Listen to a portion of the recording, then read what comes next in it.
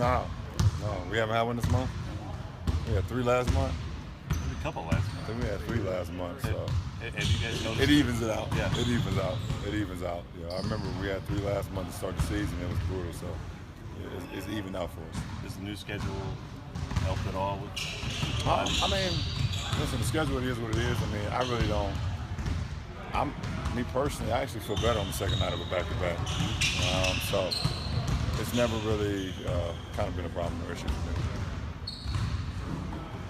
Going back to that, do you feel better within yourself, with your body, or do you feel better relative to the other guys? I'm talking personally myself, my body, the way I feel on the second night of a back-to-back.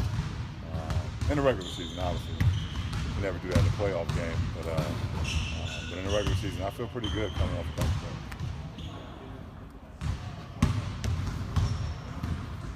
Do you have any input in the New Jersey you guys wearing tonight? Or the black ones? Yeah.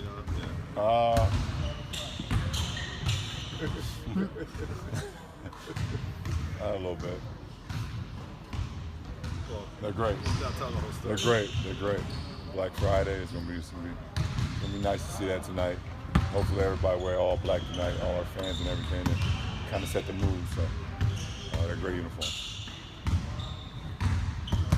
The fact that you guys wore black in the 16 finals, do you have any superstition about Well, that? it's probably gonna be a staple of this franchise forever because we won our first championship in franchise history in all black. So, no matter who's in uniform here throughout the rest of the eternity, I feel like black will be incorporated. The black uniform will probably be incorporated in the grand scheme of things, just for the memories. Now that the sleeves are gone, what was your opinion of playing pro basketball with the sleeves? I'm not a sleeve guy, me personally. I shoot the ball better now, though. So. Might not be much of an issue, but I'm not a sleeve guy. Just the tank top and shorts guy, man. That's the essence of basketball, tank top and shorts. So that's what I'm about.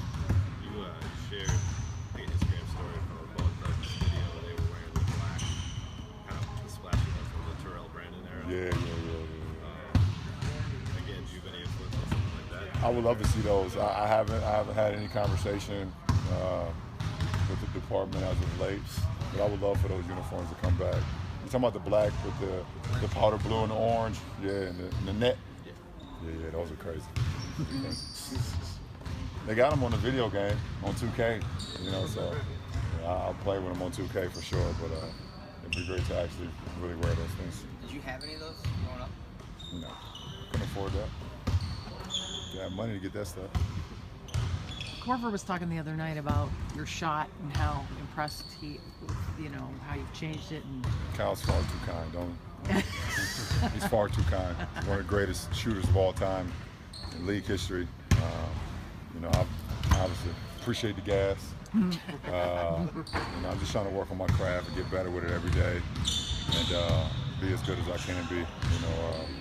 Being a triple threat, being able to shoot the ball from the perimeter, play in the mid post, play in the low post. I always keep the defense off balance. You're always somebody who studies your own shot and the game itself. If Kyle is somebody that will give you advice, can you take that, or do you know your shot better than anybody else? So you just I think hopefully, at this point in my career, I know my shot more than anybody. Anybody that can ever tell me whatever, but I love criticism, constructive criticism, or advice, especially from one of the greatest. I've played with, Mike Miller and Ray Allen, James Jones, Kyle Korver, Rashard Lewis is on that list. I played with some of the greatest three-point shooters, and hopefully I'm not forgetting any of them that's ever shot the three ball. So I've been around and I've listened and studied the way they shoot the ball and their preparation, things of that nature. So they all have had some input. Oh yeah, JR as well. Please don't tell JR I forgot. You guys know how delicate that is. JR first. Please help me on that one. Dana, have you ever compared notes with Dwayne on your fades because you both shoot it so well? On our fades? Yeah. No, we haven't. I think we both grew up watching Michael Jordan so much that it just became incorporated in our game. Mike is, we don't know if he's the first one to ever start to fade, but he made it popular and made it cool. So, everyone, everybody uses it now. Why is that shot so difficult? You guys make it look easy. It's very difficult because you got to still be able to get the momentum going back to the hoop when you're fading away from the hoop. And you've always been taught kind of, growing up, when you start shooting, straight up and down. When you shoot, that's where you should land. And, it's going to give you the best possible chance for you to make it. So to be able to step outside the box from what you've been taught, it gives you an advantage as well because you're able to fade away from the defender and it's less of a contest. But it takes a lot of work. And you can't just just start shooting and think it's going to happen overnight. You have to take a lot of work and preparation for it. Is that an Pretty much. Can you notice a difference in Dwayne recently when he's comfortable versus uncomfortable? And what would you say has It's been just the biggest time. change? The time, and then the rotation. Our rotations has been pretty standard as of late. Guys know when they're coming in. Guys know when they're going out. Kind of know who's finishing the game, who's not finishing the game. And D-Wade's kind of been out there to finish games as well.